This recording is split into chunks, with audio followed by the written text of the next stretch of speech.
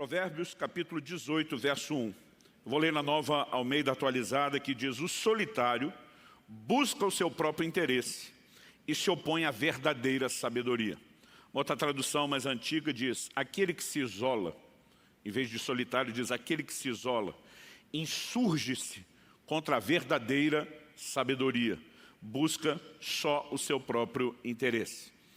Baseado nessa declaração de Provérbios, e não importa a versão que você usa, a ordem ou as palavras com que isso seja apresentado, eu concordo com a declaração de um grande amigo, pastor Danilo Figueira, da comunidade cristã de Ribeirão Preto, que ele diz: toda atitude de isolamento, ele classifica assim: é rebelde, burra e egoísta. Quando a Bíblia diz insurge-se contra a verdadeira sabedoria, insurreição é um ato de rebeldia, de rebelião. Então ele diz: a atitude de isolamento é rebeldia. Mas ele diz que também é burrice. Por quê? Você se rebela contra a verdadeira sabedoria. E ele termina concluindo dizendo que também é egoísta. Porque quem se afasta normalmente não está contente com aquilo que não está recebendo, mas perde a perspectiva de que relacionamentos são importantes não apenas para se receber, mas também para se dar. Assunto que eu vou abordar depois ao longo do caminho. Bom, a Bíblia é um livro de relacionamentos. Quando você olha os 10 mandamentos, por exemplo, da Antiga Aliança, os 4 primeiros regram o relacionamento do homem com Deus, e os últimos 6 falam do relacionamento do homem com os seus semelhantes. Quando Deus criou todas as coisas, o livro de Gênesis nos mostra Deus dando, por assim dizer, uma vistoria na criação. E a Bíblia o tempo todo diz: e viu Deus que era bom, e viu Deus que era bom. Quando Deus faz o homem, a Bíblia diz: viu Deus que era muito bom. Mas só tem uma coisa que Deus disse que não era bom. Deus olha para Adão e diz: não é bom que o homem esteja só, sozinho e solitário. Pode colocar os 2 significados da palavra só. Então, nós precisamos entender que Deus nos criou como seres relacionais, para viver não de forma isolada, mas em comunidade, num ambiente de relacionamentos. Quando, muitas vezes, eu lendo a afirmação de Jesus lá em Lucas 15, 4, que ele fala que o pastor deixa as 99 ovelhas para buscar perdida, às vezes eu ficava confuso com isso, dizia: Senhor, como que uma é mais importante do que 99. Bom, ele não estava abandonando as 99. A ausência era temporária para salvar aquela que havia se perdido. E eu me lembro de um dia quando, orando, questionando sobre isso, me veio um insight. Aquelas 99 tinham umas às outras. A outra ovelha, além de perdida, ela estava sozinha. Nós precisamos, de fato, entender a bênção que é poder conviver, viver e praticar os relacionamentos. E o tema da minha mensagem hoje é o poder dos relacionamentos. Eu não quero falar apenas da importância, eu não quero enfatizar apenas a necessidade, mas o poder, o que eles podem produzir ou deixar de produzir na nossa vida, na perspectiva da vida cristã. Eu gostaria que você fosse comigo para um outro texto bíblico, que é o Evangelho de João, capítulo 15, eu vou aqui inicialmente ler do versículo 1 até o 8. João 15, de 1 a 8. Jesus diz assim: eu sou a videira verdadeira e o meu pai é o lavrador. Todo ramo que estando em mim não der fruto, ele o corta. E todo que dá fruto ele limpa, para que produza mais fruto ainda. Vocês já estão limpos por causa da palavra que lhes tenho falado. Permaneçam em mim e eu permanecerei em vocês. Como o ramo não pode produzir fruto de si mesmo se não permanecer na videira, assim vocês não podem dar fruto se não permanecerem em mim. Eu sou a videira, vocês são os ramos. Quem permanece em mim e eu nele, esse dá muito fruto, porque sem mim vocês não podem fazer nada. Se alguém não permanecer em mim, será lançado fora, à semelhança do ramo, e secará.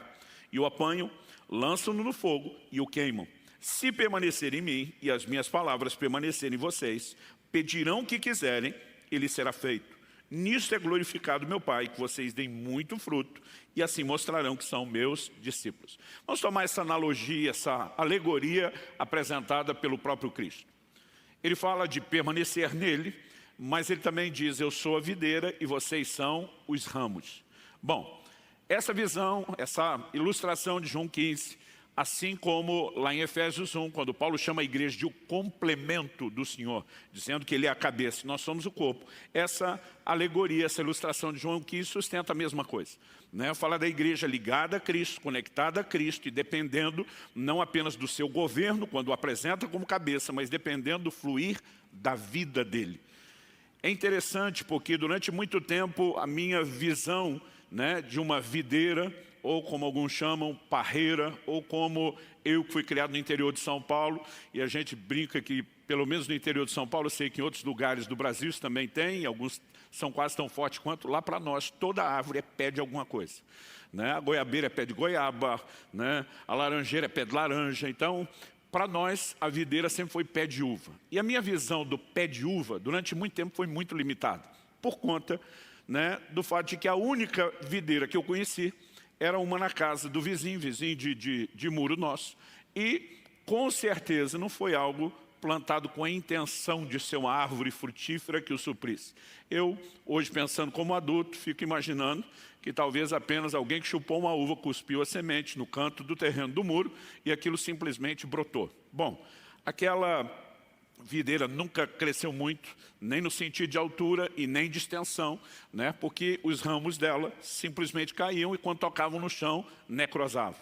Aquilo dava uva uma vez por ano, mais ou menos, e era uma uvinha pequena, uns cachozinhos sem vergonha e uma uva azeda e ruim. Então, durante muito tempo, a minha visão do que era videira sempre foi algo limitado. Até que algo chamou minha atenção logo nos meus primeiros anos de casado. Eu tentando cumprir o papel de bom marido, me dispus àquele alto nível de sacrifício que alguns de nós maridos fazemos, que é assistir filmes românticos, daqueles melosos com as nossas esposas e ainda fazer cara que está gostando, se bem que esse eu gostei. É um filme chamado Caminhando das Nuvens, mesmo com 2 décadas aí, pelo menos, o filme ainda vale a pena ser assistido, estrelado pelo Keanu Reeves. E eu lembro que o cenário principal onde se desenrola a história era num lugar, num ambiente onde uma família tinha um vinhedo. E quando eu olhava aquele negócio imenso, gigantesco, eu ficava imaginando que o que você enxergava naquele campo todo era um monte de videiras, quase com aquela ideia de assim como num bosque tem muita árvore, ali tinham muitas videiras. Na verdade, tem um momento do filme que você acaba descobrindo que quase tudo aquilo que você via era uma única videira. Que havia crescido, os ramos devidamente tratados, se estendendo, e ela se torna enorme. E algo que eu quero tentar trazer a partir dessa ilustração é que normalmente quando nós pensamos no que é permanecer em Cristo, e Jesus diz assim, como o ramo, se não tiver na videira não dá fruto, vocês se não permanecerem em mim não podem dar fruto, sem mim vocês não podem fazer nada. Em outras palavras, Jesus está dizendo que sem a seiva, a vida que emana dele. Porque quando ele faz a distinção, eu sou a videira, vocês os ramos também são parte da videira.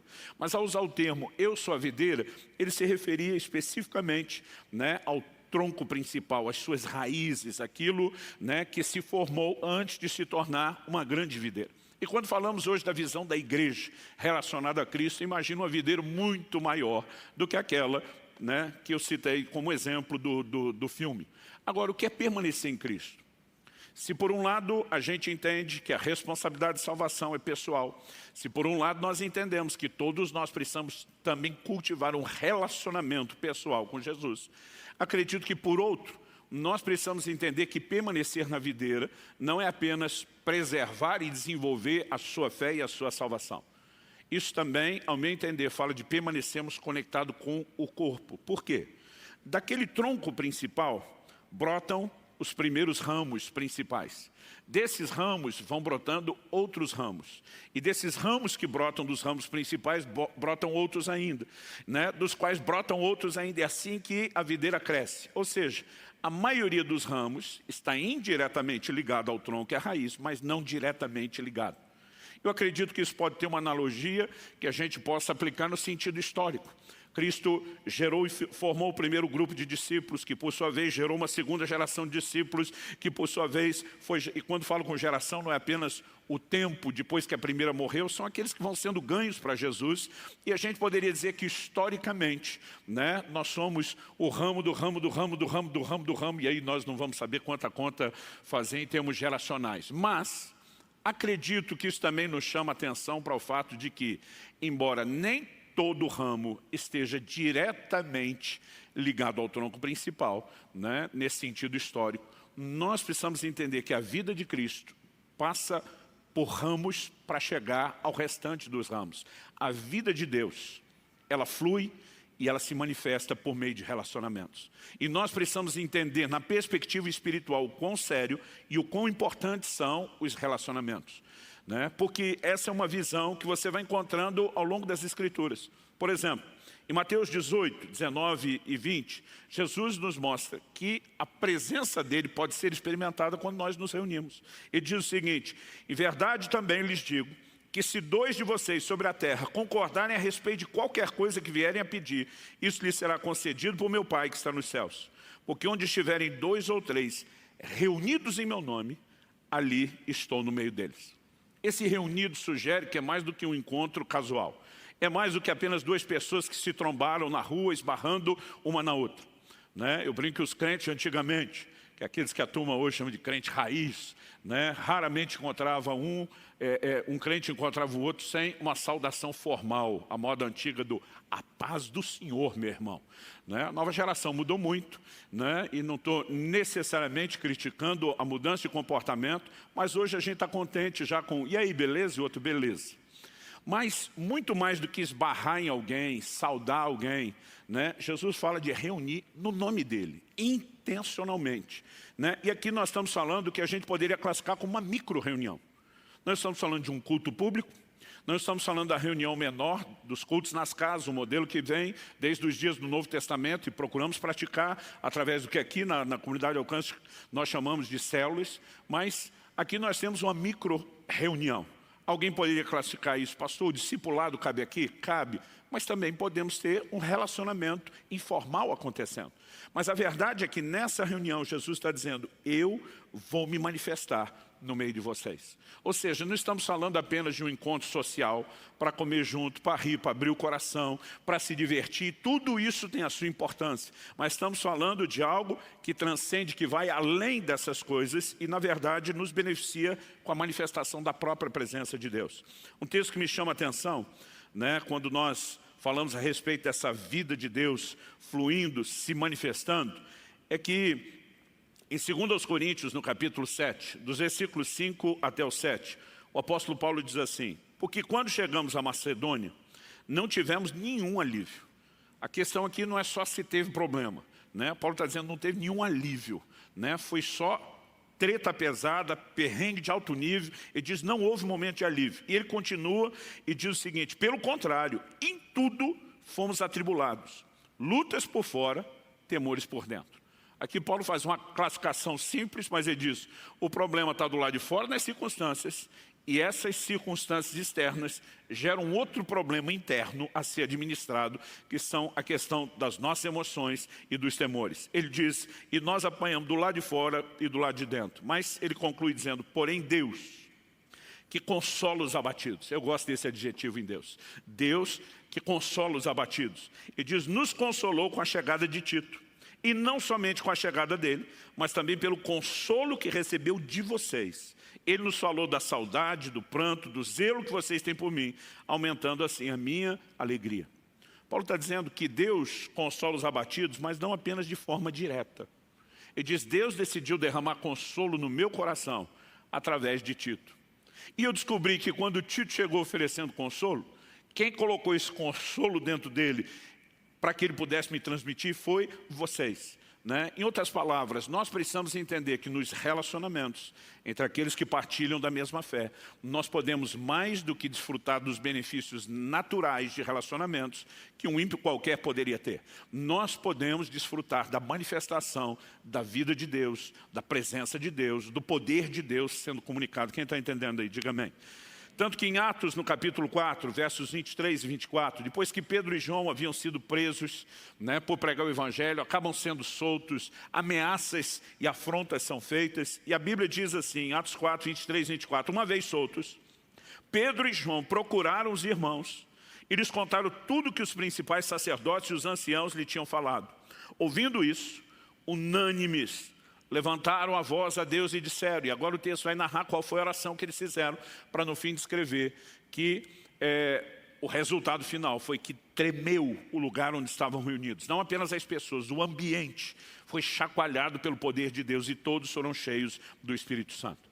Esses homens saem da cadeia, nós sabemos, pelo menos podemos afirmar isso categoricamente a respeito de Pedro e, indireta, subjetivamente, a respeito de João, que eles tinham famílias. Sabemos que Pedro tinha, porque a Bíblia menciona Jesus curando sua sogra, né? E nós também temos uma outra afirmação de Paulo escrevendo aos Coríntios, no momento onde ele pergunta, será que só eu e Barnabé não temos o direito de deixar de trabalhar? Segundo os Coríntios 9:5, se não me engano.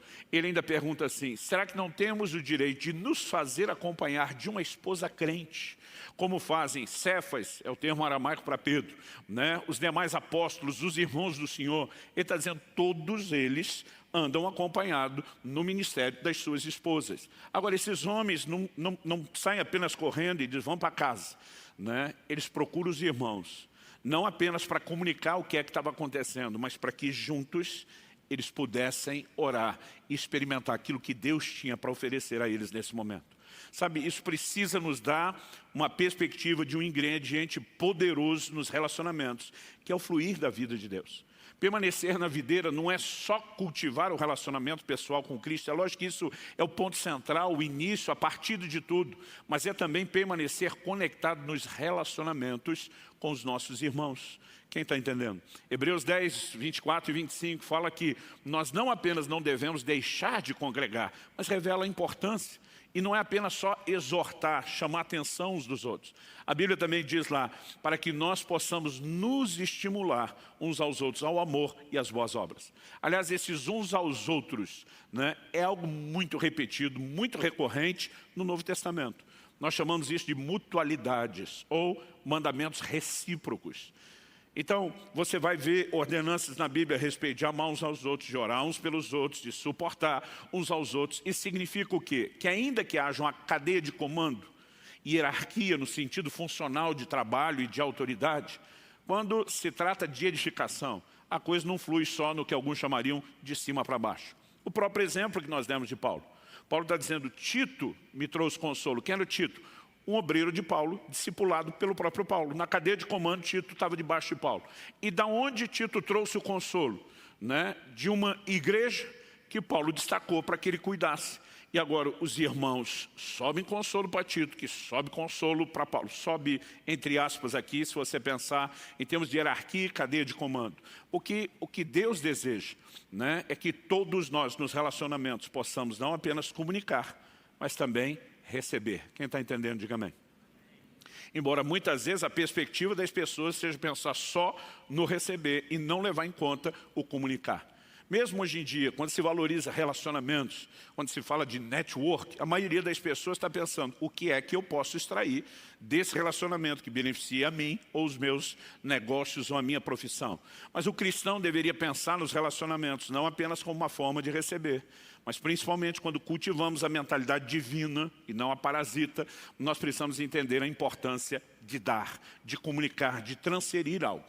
Eu me lembro logo no primeiro ano do meu ministério pastoral, e obviamente eu olho para o comportamento que eu vou descrever hoje, né, e resumo isso na falta de maturidade dos primeiros anos do ministério. Eu brinco que hoje nem eu teria ordenado eu mesmo ao ministério pastoral, na época em que fizeram isso comigo.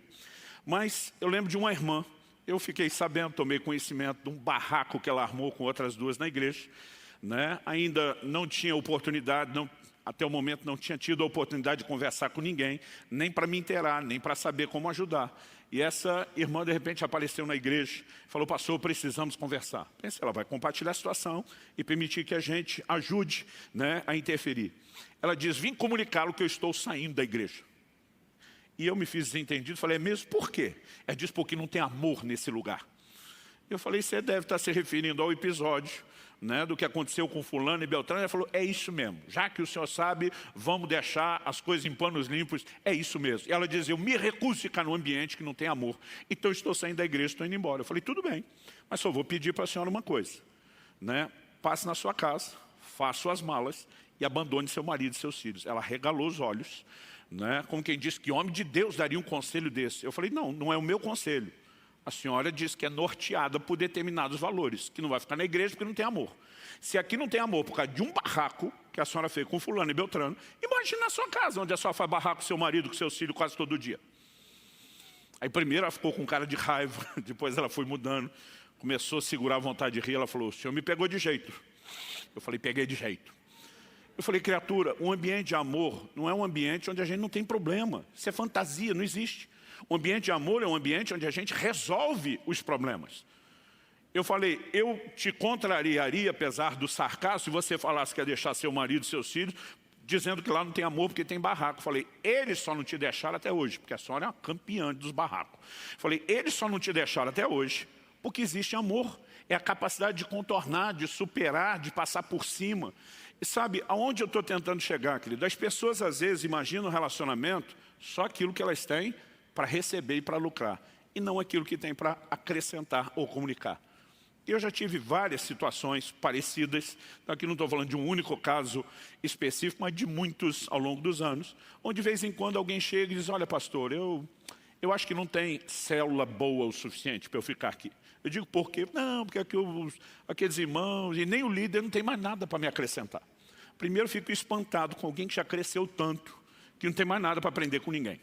Né? Eu imagino assim, que devem ser seres realmente transcendentais. Não cheguei nesse nível. Né? Mas eu falei para ele, criatura, esse é o único motivo pelo qual você não quer congregar mais, né, nos nossos grupos, em algumas das nossas células? Ele falou, é. Eu falei, mas você em algum momento parou para pensar que a ideia da célula não é só o que você recebe? Eu falei, já que o irmão já é tão maduro e sabe de tudo, você não podia considerar ficar pelo menos para ajudar eles a crescer e ficarem tão bons que nem você? Em várias situações eu vejo alguém dizer, não pensei nisso. Falei, claro que não pensou, criatura, você está pensando só em você. A Bíblia diz que o que se isola busca o seu próprio interesse. Relacionamentos vão exigir de nós, gente. O próprio Jesus, num determinado momento, olha para os seus discípulos e diz, até quando vos sofrerei? O que você acha que ele queria dizer com isso? Ele dizia, por quanto tempo mais eu tenho que aguentar os 6 cambadas? E se Jesus, que era Jesus, chegou a ter esse nível de sentimento, a pergunta é, e nós? Agora, a questão, e nós precisamos entender isso, é a dinâmica de como nos posicionamos. Gente, quando alguém começa a viver isolamento, é sinal, é indício de que tem algo errado. Ou é arrogância de achar que é melhor do que os outros, ou é porque simplesmente só está pensando no que pode receber. A Bíblia diz, né? E como eu disse, Danilo classifica isso de uma atitude egoísta, que a pessoa busca só o seu interesse. Agora, o que nós de fato precisamos entender é que relacionamentos nos permitem comunicar, mas também receber. Aliás, nós precisamos entender a importância até de relacionamentos com pessoas que são imaturas. A Bíblia nos mostra que nós, além de poder ajudar essas pessoas, também vamos ser exercitados no crescimento. Todos nós precisamos de gente pisando no nosso calo. Isso nos ajuda a melhorar. O livro de Efésios diz, como ferro com ferro se afia, assim o homem ao seu amigo. Quando você pensa no ferro, batendo no ferro, além do barulho que incomoda, né? Se você ficar imaginando, está soltando faísca, você pensa, tem nada de bom acontecendo. A menos que você pare para pensar no porquê os antigos afiavam ferro.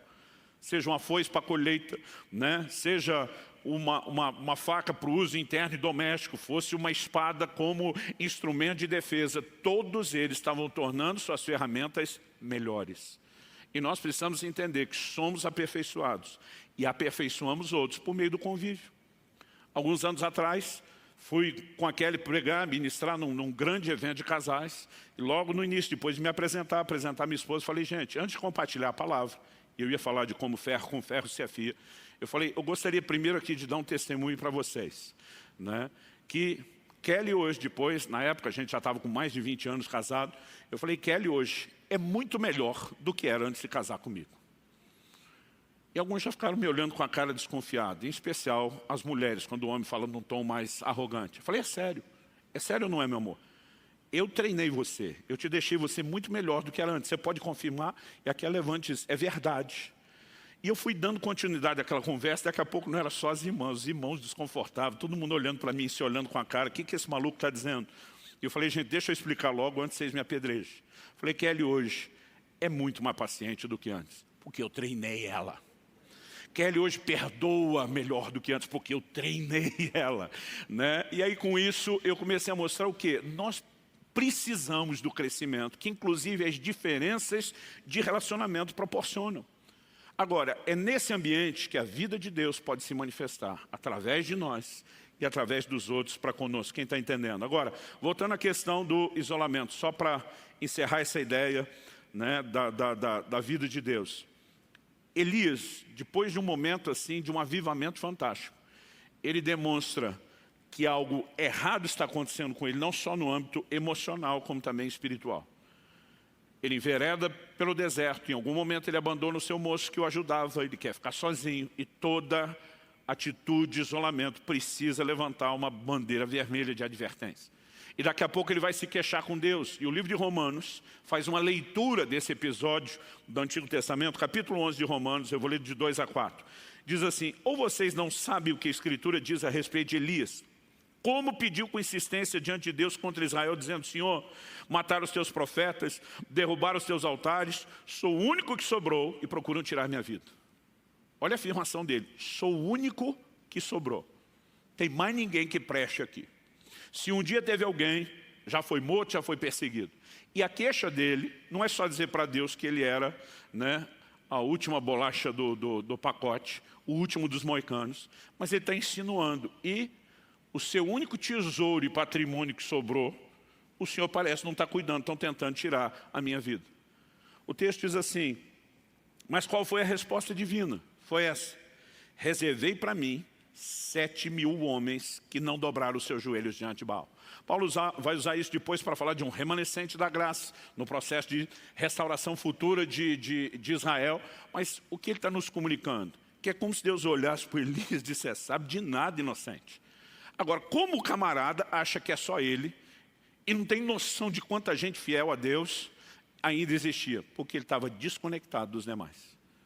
E gente que caminha sozinho, em isolamento, não importa o nível de experiência, o quão poderoso possa ter sido o ministério, começa a se definhar, tanto emocional quanto espiritualmente. Nós precisamos ser zelosos em relação a isso. Bom, eu me lembro que desde criança, se repetia muito lá em casa, né? Ao longo do tempo eu vim descobrir depois que essa frase, pelo menos até onde eu consegui rastrear, é atribuída a um pastor, né, inglês do século XVII chamado Richard Baxter. Ele diz: uma brasa retirada do fogo logo se apaga, mas quando é reunida com outras, ajuda a reacender a chama. Né? Meus pais diziam, em especial minha mãe: uma brasa fora do braseiro se apaga. Né? Então isso era o tempo todo usado para falar da importância de congregar e de preservar relacionamentos com os irmãos na fé. Agora, o outro ponto é que se por um lado a vida de Deus, a seiva da videira, vai fluindo de ramo para ramo, é que pode existir desconexões relacionais que também façam com que essa seiva, o fluir dessa vida, seja obstruída. Então eu queria que a gente levasse em conta agora, em segundo lugar, depois de em primeiro ter construído a ideia de que a vida de Deus flui, né, por meio dos ramos, quando a seiva é obstruída. E a palavra de Deus nos apresenta, e para mim isso assim é muito claro. Em primeiro lugar, vou destacar o que Paulo diz em Efésios 4, a partir do verso 29 até o 32. Ele mostra que o nosso comportamento relacional deveria ser para edificar pessoas e para comunicar graça. De novo, nós precisamos entender que a Bíblia não está falando de um relacionamento só na perspectiva natural, mas sempre com uma clara visão intencional, proposital, de comunicar algo da parte de Deus na vida de outras pessoas. Isso significa, né, edificar e comunicar graça. Ele diz em Efésios 4, 29, não saia da boca de vocês nenhuma palavra suja. Outras versões dizem torpe. Eu acredito que o sujo aqui não é só palavrão. É tudo aquilo que macula espiritualmente, né, em alguns casos até emocionalmente as pessoas, mas unicamente a que for boa para edificação, conforme a necessidade, e assim transmita graça aos que ouvem. Depois de tocar no assunto de que nós temos que edificar, transmitir graça e não o contrário, Paulo segue dizendo: e não entristeçam o Espírito Santo de Deus, no qual vocês foram selados por dia da redenção. Eu muitas vezes já pensei, falei, Paulo mudou de assunto. Estava falando de relacionamento, agora foi falado que na teologia nós chamamos de pneumatologia, né? Doutrina do Espírito Santo. Mas se você observar, Paulo não mudou de assunto coisa nenhuma. Olha o verso 31. Ele diz que não haja no meio de vocês qualquer amargura, indignação, ira, gritaria, blasfêmia, bem como qualquer maldade. Está falando de erros, tropeços ou, botando os pingos nos is, pecados de relacionamento. Ele diz, pelo contrário, sejam bondosos e compassivos uns para com os outros, perdoando-vos uns aos outros, como também Deus em Cristo perdoou vocês. Então, primeiro, a Bíblia fala sobre o aspecto positivo. Edificação, graça pode ser transmitido por meio dos relacionamentos. Mas ele diz que nós não podemos pegar o caminho inverso. E esse caminho inverso não vai apenas afetar negativamente as pessoas, mas pode afastar Deus. Em outras palavras, desconexões horizontais com as pessoas gera desconexão vertical com Deus. E nós podemos entender isso sobre vários ângulos e perspectivas e abordagens bíblicas. Em primeiro lugar, vamos considerar o assunto da oração. Em 1 de Pedro, capítulo 3, versículo 7, o apóstolo diz: maridos, vocês igualmente vivam a vida comum do lar com discernimento, dando honra à esposa, por ser a parte mais frágil e por ser co-herdeira da mesma graça da vida. Agindo assim, as orações de vocês não serão interrompidas. Em primeiro lugar, quando ele fala do marido tratar a esposa com honra, e apesar de usar a expressão vaso mais frágil, ele não está falando aqui do aspecto físico, porque embora o homem talvez tenha uma força bruta para carregar peso, nem de longe a gente arrisca competir com as mulheres na resistência à dor. Eu acredito que o aspecto é principalmente o emocional. Porque primeiro está falando viva com discernimento, é ajuste relacional. Só que ele não está aqui dizendo, maridão, dá um jeito de tratar bem sua mulher para você mesmo ter uma vida, uma qualidade de vida emocional boa debaixo do teto. Ele diz que o que tem que ser levado em consideração é que elas são herdeiras conosco, os homens, os maridos, da mesma graça de vida. Em outras palavras, está dizendo, ela não é só sua esposa, amiga, amante, ela é sua irmã em Cristo. Isso não significa que toda manhã o marido tem que acordar dando a paz do Senhor, mas que a gente não pode esquecer que se trata de alguém que é herdeira da mesma graça de vida. Ele está dizendo, lembra que vocês são irmãos em Cristo e precisam preservar tanto uma conexão com Deus, como um nível relacional, que se for interrompido, ele diz, vai produzir o quê? As orações de vocês, o nível vertical vai ser afetado também e as orações serão interrompidas. Aliás, é curioso como esse elemento da oração aparece desde o início. Nós vimos João 15, quando Jesus fala de permanecer na videira, que é ramo ligado com ramo. Ele diz, vocês vão me pedir, né, aquilo que vocês quiserem e será feito, será atendido. Nós também reconhecemos que quando os apóstolos saem da cadeia e procuram os irmãos para orar, tem um mover extraordinário de intervenção da parte de Deus. Aqui a Bíblia está dizendo o caminho inverso. Né, que se não tivermos o relacionamento correto, então em vez de ter resposta à oração, o que nós temos é oração bloqueada. Em 1 Timóteo 2,8, Paulo diz, eu quero pois que os homens aqui é ser humano, não é só o macho, eu quero pois que os homens orem em todo lugar, levantando mãos santas. Qual a definição de mãos santas? Essa coisa de levantar as mãos na oração, na adoração, remonta desde o período do Antigo Testamento. Mas ele usa esse adjetivo, mãos santas, ele diz, sem ira e nem animosidade.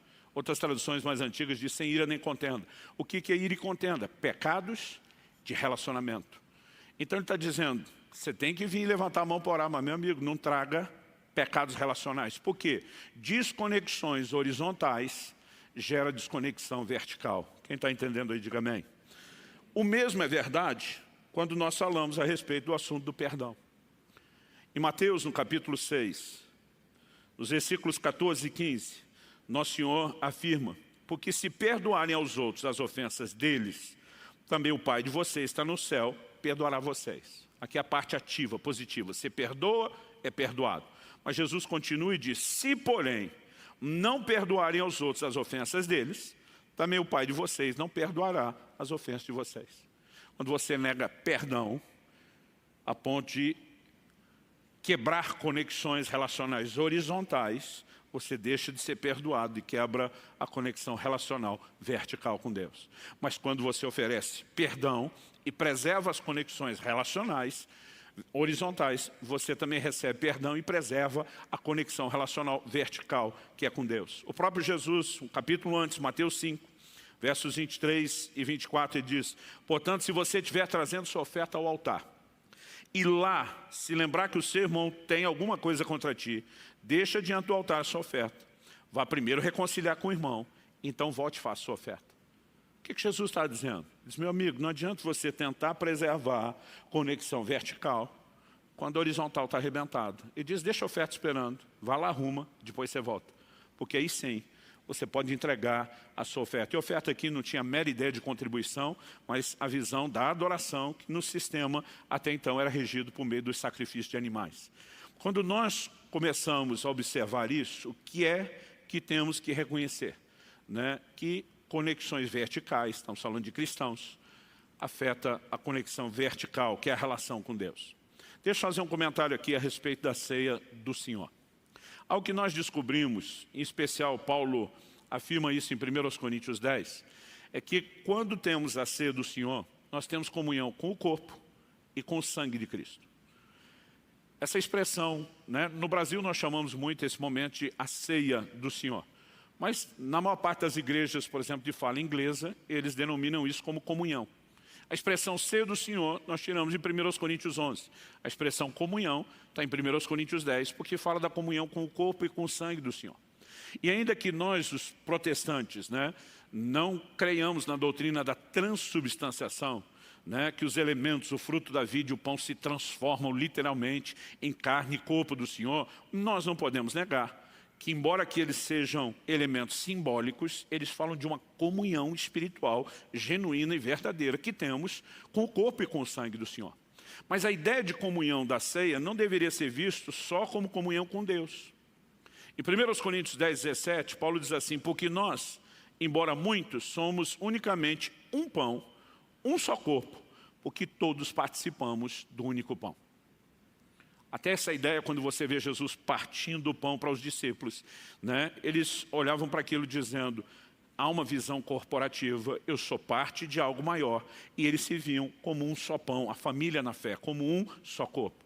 Mas no capítulo seguinte, o 11, eu vou ler dos versículos 17 a 22, Paulo começa a corrigir esses irmãos de Corinto a respeito da ceia e diz, mas nisso que agora prescrevo, não posso elogiá-los, porque vocês se reúnem não para melhor e sim para pior. Esse reúne não para melhor e sim para pior mostra que quando as questões relacionais estão bagunçadas, os resultados, em vez de positivos, se tornam negativos. Então ele diz, porque antes de tudo estou informado de que, quando se reúnem na igreja, existem divisões entre vocês. E eu, em parte, acredito que isso é verdade. E é até necessário que haja partidos entre vocês, para que também os aprovados se tornem conhecidos entre vocês. Quando, pois, se reúnem no mesmo lugar, não é a ceia do Senhor que vocês comem. Porque quando comem, cada um toma antecipadamente a sua própria ceia. E diz, da forma como vocês estão fazendo, isso não pode ser chamado de ceia do Senhor, é a sua própria. Então deixa eu fazer uma pausa aqui. Hoje, a maneira como praticamos a ceia do Senhor, ela é tão estritamente simbólica, que faz com que, pensando nas grandes reuniões, que são os nossos cultos públicos, a gente tem uma porção muito pequenininha, né, do suco de uva do fruto da vide e um pedaço igualmente simbólico do pão. Agora, quando a ceia foi instituída por Jesus, a primeira vez em que Jesus não apenas celebra isso com seus discípulos, mas a institui, eles estavam, na verdade, celebrando a ceia da Páscoa. O cordeiro da Páscoa era sacrificado, se comia da carne, né, do cordeiro, tinha salada junto, ervas amargas, leia-se hoje, almeirão, rúcula, agrião, né, e eles também comiam do pão e bebiam do vinho. Era uma refeição que eles tinham juntos. Nessa refeição, Jesus destaca dois elementos e diz, quando forem comer o pão e forem beber do vinho, façam isso em memória de mim. Ele não está dizendo que na ceia esses dois elementos têm que ser usados só de forma separada, como nós fazemos. Ele está dizendo que quando eles comessem juntos, aqueles dois elementos precisavam ser destacados com um simbolismo. Então, quando você lê lá no livro de Judas, por exemplo, né, a expressão nos vossos ágapes, ou algumas traduções mais modernas já mudou a expressão para nas vossas festas de amor, é porque os irmãos se reuniam para ter uma ceia. E a ceia, era comida de verdade. E no meio daquilo se destacavam os dois elementos. Eu lembro quando eu era criança, eu brinco que domingo era o dia de passar fome. A gente levantava cedo, que pegava dois, dependendo as linhas de ônibus, 3 ônibus para chegar na igreja. Né? Tinha que chegar mais cedo para abrir a igreja, arrumar, era filho de pastor.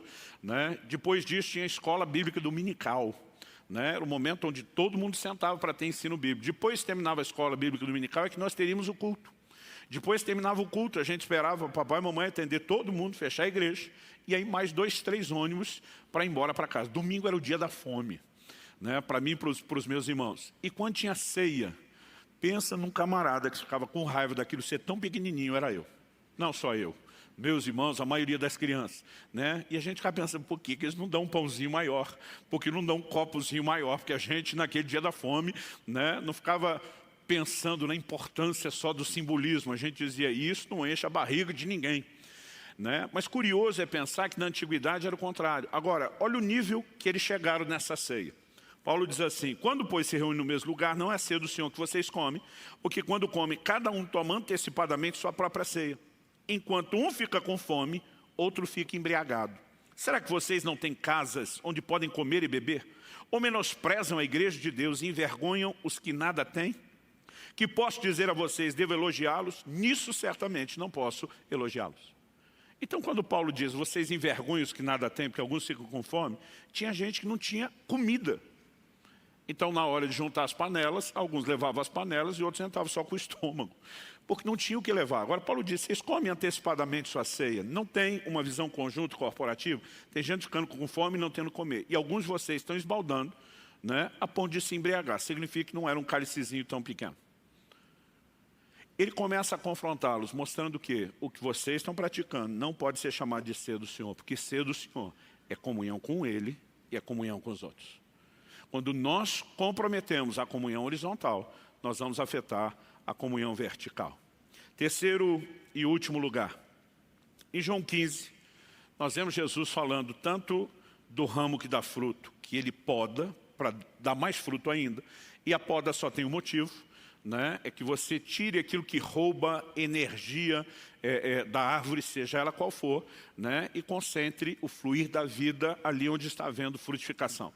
Seja a poda e seja os ramos são cortados. Alguns discutem se a tradução dessa palavra do ramo cortado significa só ser cortado no sentido de ser tirado.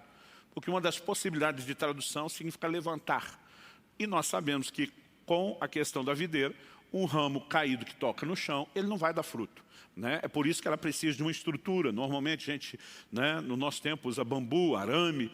Então alguns estão dizendo, não, ele levanta para dar uma chance. Mas que em algum momento vai ter ramo cortado, nós sabemos que ele fala de ramo que não permaneceu na videira, que seca e que é lançado fora no fogo. Aliás, o próprio Jesus, nos seus ensinos, ele mostra que onde não existe frutificação, deve haver uma tentativa de restauração, mas que em algum momento, depois de várias tentativas, a pessoa pode ser cortada do corpo dos demais ramos. Então, em Mateus 18, Jesus disse, se o teu irmão pecar contra ti, vai e repreende você e ele sozinho.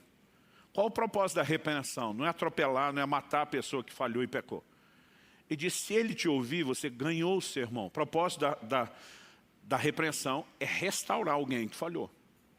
Mas aí Jesus diz, se ele não te ouvir, então você volta com testemunhas e vai para uma segunda repreensão, agora diante de testemunhas. Se ele ouvir você as testemunhas, você ganhou o sermão. Se não ouvir, leva para a igreja.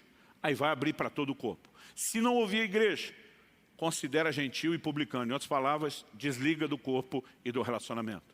Esse é um processo, né, que nós chamamos de disciplina. A maior parte das igrejas modernas, né, simplesmente deixou de acreditar ou deixou de levar a sério esses ensinos. Mas quando nós olhamos para o Novo Testamento, nós vemos várias orientações dadas no sentido, né, de se evitar contatos, de cortar relacionamentos com pessoas. Qual a razão dessa ordem? Antes de dar uma explicação teológica, a ilustração que eu cresci ouvindo de meus pais, e os antigos talvez conheçam bem melhor essa ilustração do que os novos, é que uma laranja podre na caixa. Quando a gente fala da caixa aqui, antes da época da rede, você imagina a idade que a pessoa tem, não é verdade? Eles diziam que a laranja podre na caixa, ela tem a capacidade de ir estragando as outras. Então, quando não há mais recuperação para algo, você tira para que ele não comprometa as demais. E a Bíblia está cheia de orientações como essa. Eu vou apresentar algumas. Romanos 16, 17. Paulo diz assim, irmãos, peço que notem bem aqueles que provocam divisões e escândalos, em desacordo com a doutrina que vocês aprenderam. Afastem-se deles. Ele diz, observa que não está alinhado com aquilo que vocês foram orientados a respeito de conduta e distancie-se, afaste-se deles. 2 Tessalonicenses, capítulo 3, versos 14 e 15. Paulo diz, caso alguém não obedeça a nossa palavra dada por essa carta, de novo desalinhado com orientações e mandamentos, vejam de quem se trata. De novo a ideia, observe bem. E não se associe com ele para que fique envergonhado. A ideia não é mera condenação, mas é levar a pessoa a repensar as suas atitudes. Ele diz, contudo, não o tratem como inimigo, mas admoestem-no como irmão. Significa o quê? Existe um distanciamento intencional, proposital, né? Mas com uma mentalidade correta de recuperação, não de hostilidade. Hoje em dia as pessoas estão tentando acreditar que um ambiente de amor é onde você finge que não vê problema, né? Você simplesmente engole, não fala nada, passa a mão na cabeça, joga pano quente em cima. Isso não é amor. A Bíblia diz em Hebreus 12 que Deus nos corrige, assim como o pai disciplina o filho a quem ama. Quem se importa, corrige e ajuda. E nós precisamos entender isso no ambiente da esfera de relacionamento com as pessoas da mesma fé. Tito, capítulo 3, versículo 10, diz, evite a pessoa que provoca divisões, depois de admoestá-la uma ou duas vezes. Não significa que a primeira pisada na bola você distancie. Mas quando essa pessoa demonstra que não é ensinável, não aceita correção, qual é a razão do distanciamento? É porque quando num determinado relacionamento você deixa de influenciar, daqui a pouco o que pode acontecer é o processo inverso. Se você perde o poder de influência, você pode estar sendo, né, poder de influência positiva, você pode estar sendo influenciado negativamente. Há casos onde a Bíblia proíbe até de sentar a comer. Pastor, está na Bíblia, tá? 1 Coríntios capítulo 5, versículos 9 a 11. Paulo diz, na outra carta, já escrevi a vocês que não se associassem com os impuros. Refiro-me com isso, não propriamente aos impuros desse mundo, aos avarentos, ladrões ou idólatras, pois nesse caso vocês teriam de sair do mundo. Mas agora escrevo a vocês que não se associem com alguém que, dizendo-se irmão, for devasso, avarento, idólatra, maldizente, bêbado ou ladrão, nem mesmo comam com alguém assim. A gente diz, não, isso não comer, não tomar ceia do Senhor, né? Qualquer nível de refeição estabelece uma conexão relacional. Eu, particularmente, não creio que Paulo está sendo seletivo a respeito de qual tipo de refeição. Ele diz, você não pode relacionar com alguém assim. Ele diz, os outros não crentes, eles precisam de você, para você poder ser sal, para você poder ser luz, né? E o erro de alguns, quando se converte, é tentar abandonar todo mundo do relacionamento da vida pregressa. Você precisa ser uma ponte de conexão para a salvação dessas pessoas. Agora, a Bíblia diz que quando alguém se diz irmão, professa a conversão, mas vive de forma devassa, traduzindo numa linguagem moderna, a Bíblia está dizendo, vaza, né? Fica distante. Por quê? Porque os relacionamentos não são algo para ser olhado, né, numa perspectiva de neutralidade. Ou você está comunicando algo, ou você está recebendo algo. Né? Pastor, pode ter os dois? Sim, pode ter os dois positivos, pode ter os dois negativos, mas ou você comunica algo positivo com alguém que está desconectado, ou você recebe algo negativo. E você só vai entender esse padrão de comportamento quando você entende qual é o poder do relacionamento.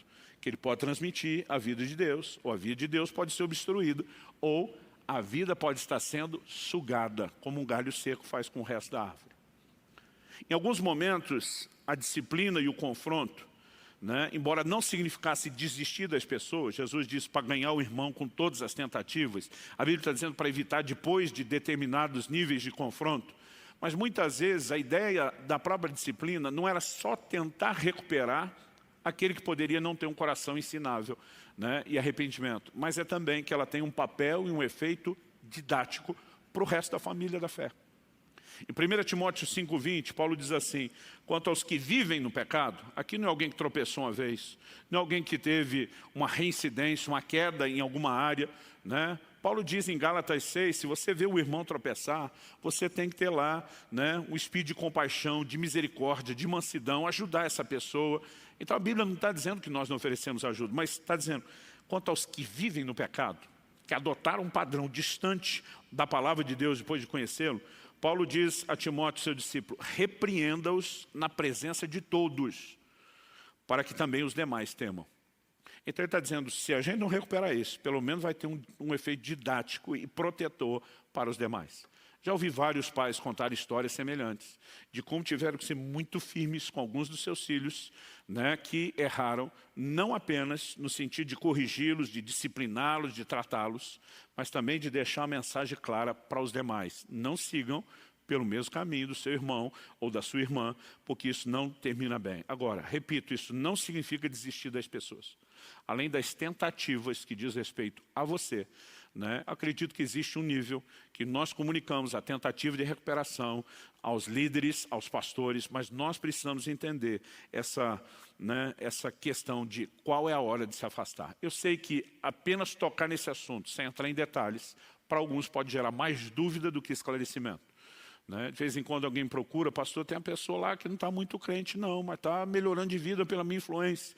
Eu tenho que afastar? Digo não. Se você está influenciando e está percebendo mudança, e gente, transformação não é instantânea.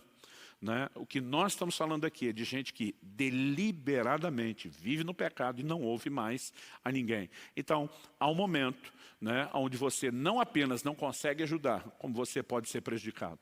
E quando Deus está falando a respeito disso, só faz sentido se você entender que há uma dinâmica espiritual por trás dos relacionamentos. Vamos ficar em pé? Eu quero encerrar não apenas recapitulando aqui a ideia de que a vida de Deus flui pelos relacionamentos, mas que essa mesma seiva pode ser obstruída em vez de fluir. Por que nós precisamos dos cuidados relacionais? Mas também eu quero te encorajar a entender a importância de não tentar viver o Evangelho nos moldes do que nós lemos em Provérbios 18. O que se isola, o que se desconecta, o que anda sozinho, insurge-se contra a verdadeira sabedoria. Ele busca só o seu próprio interesse. Nós não podemos caminhar sozinhos. Quando a Bíblia diz para não deixar de congregar, não é apenas porque a gente precisa de um lugar para aprender. Nós precisamos de um ambiente de relacionamentos. Se a gente, como única responsabilidade, fosse adorar a Deus, e fosse apenas aprender a palavra, a gente poderia migrar em tempos de modernidade para cultos totalmente online o tempo todo. Aliás, tem gente perguntando, pastor, parece que na pandemia a gente aprendeu que não precisa estar lá. Eu digo, você está equivocado. Há momentos onde, não podendo estar, nós vamos usar os recursos da tecnologia. E eu agradeço a Deus, não reclamo disso não. Minha neta completou 9 meses e até agora, Kelly e eu só ficamos 3 semanas com ela durante esses 9 meses. Se não fosse as transmissões de vídeos, se não fosse internet, a gente estaria perdendo bem mais. Agora, se ela estivesse aqui e a gente substituísse o contato pessoal apenas por um virtual, aí seria um grande erro. Em momentos de necessidade e da falta, a gente usa essas ferramentas. No ano passado, nós batemos muito na tecla de não querer que as células se reunissem presencialmente, mesmo as que queriam fazer isso. Tinha gente que terminava a reunião no Zoom, ia se encontrar em pizzaria, porque aí era a confraternização deles, não tinha nada a ver com a orientação que nós demos, e a gente dizia, nós não podemos prender vocês em casa, mas uma mensagem que ainda estamos dando, gente, se cuide, a coisa não terminou, a gente quer o bem de todo mundo. Agora, apesar de, em alguns momentos, a gente usar ferramentas como essa, nós precisamos entender o valor que a Bíblia dá a questões, por exemplo, como a mesa. Tem famílias que não têm refeição nenhuma junto. Gente, eu entendo que algumas dinâmicas na correria de trabalho, alguns têm dificuldade de fazer isso o tempo todo, mas nunca sentar para comer junto. Ou quando senta, é televisão ligada, ou todo mundo no celular. Quando você vai estudar o que a Bíblia fala a respeito da mesa, há uma dimensão de relacionamento e de acréscimo que a gente pode experimentar. Então, o que eu quero te encorajar, não seja apenas um frequentador de culto, muito menos só um frequentador virtual. Essa serve mais para você que está aí nos acompanhando do que só para quem está aqui. Isso é um momento, mas não deveria definir permanentemente o que é o nosso comportamento. Nos relacionamentos, nós precisamos entender que, embora Deus queira nos acrescentar, e acrescentar não é só quando você recebe uma palavra cheia de graça, edificação. Às vezes é quando você é chamado a atenção. A gente precisa das duas coisas. Às vezes é quando você tem que lidar com alguém imaturo, que vai exigir que você cresça ferro com ferro. O tempo todo, Deus quer usar os relacionamentos para o nosso crescimento. Então, é muito importante que, além da vida de culto, e a gente pede muito isso aos membros da igreja, integre-se nas células. Entenda a importância das micro-reuniões que acontecem, são fomentadas a partir das células. Encontros de discipulado ou mesmo de amizade, nós precisamos disso. né? E se vivemos de forma correta os relacionamentos, além de nos sujeitar, em vez de nos rebelar contra a verdadeira sabedoria, além de garantir que nós não vamos pegar um trilho egoísta de buscar só o próprio interesse, mas também, né, levar em conta os interesses dos outros, como a Bíblia diz lá em Filipenses 2,4. Cada um tem em conta não apenas o seu próprio interesse, mas aquilo que é dos outros, né? Existem relacionamentos na vida cristã, onde talvez você olhe e diga, não estou recebendo muita coisa positiva, embora possa estar sendo bem treinado aqui, mas tenho algo a acrescentar, tenho algo a comunicar? Vou comunicar, né? Vou transmitir isso. À medida que essas verdades se fortalecem em nós, eu acredito que nós vamos crescer, nós vamos amadurecer, né? E vamos descobrir cada vez mais aquilo que Deus tem e aquilo que Deus faz na nossa vida. Vamos orar juntos? Pai, nós colocamos diante do Senhor a nossa vida e aquilo que ouvimos hoje. Nós sabemos que as aplicações foram feitas aqui de forma bem generalizadas, mas confiamos que o Teu Espírito, o Espírito da verdade, pode trazer aquelas aplicações bem personalizadas. Talvez haja pessoas aqui hoje que precisam reconhecer que a desconexão relacional horizontal está gerando desconexão relacional vertical com o Senhor. Talvez seja falta de perdão, talvez sejam roturas que estão impedindo as orações e haja necessidade de conserto. Talvez haja aqueles, ó Deus, que cansaram de relacionar-se com pessoas mais difíceis no seu comportamento, mas não tem nenhum motivo para se afastar ou para desistir de comunicar algo da parte de Deus. Mas talvez haja, por outro lado, aqueles que depois de terem feito todas as tentativas de comunicar acréscimos, estão diante de uma orientação clara de pessoas de quem devam preservar a distância. São tantas possibilidades aqui. E o que nós te pedimos é a sabedoria do alto, é a orientação do Teu Espírito, é aquela aplicação prática que só o Senhor pode fazer. Mas independente desses ajustes específicos, nós oramos que a visão de relacionamento também seja claramente construída com os fundamentos, os alicerces da revelação da Tua Palavra. Nós não queremos, ó Deus, pensar ou acreditar que podemos viver igreja apenas de forma desconectada de todos. Nós queremos entender, amadurecer, corresponder com o Senhor e crescer nesses processos. Queremos a Tua vida abundante em todas as áreas da nossa vida. E de uma forma especial nessa noite, nós suplicamos graça e favor do Senhor nessas questões relacionais. Nós oramos em nome do Senhor Jesus. Em nome de Jesus. Se você crê, concorde, amém. Se você recebe essa palavra, diga eu recebo em nome de Jesus.